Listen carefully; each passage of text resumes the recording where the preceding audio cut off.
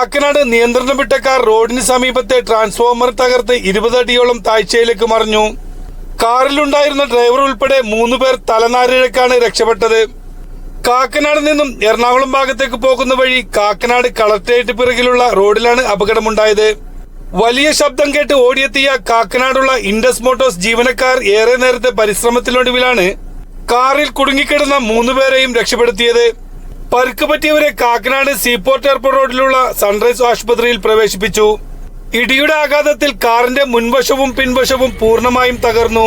Car 20 അടി താഴ്ചയിലെത്തിയപ്പോൾ car മരക്കൊമ്പിൽ തടഞ്ഞു നിന്നതിനാൽ വലിയ അപകടം ഒഴിവായി. തുടർന്ന് ഫയർഫോഴ്സും പോലീസും എത്തി ഗതാഗതം നിയന്ത്രിച്ചു. 3 പേരുടെയും പരിക്കുകൾ ഗുരുതരമല്ല എന്ന് ആശുപത്രി അധികൃതർ അറിയിച്ചു. ഇവിടം അപകടങ്ങളുടെ തുടർക്കഥയാകുകയാണെന്ന് നാട്ടുകാർ പറഞ്ഞു.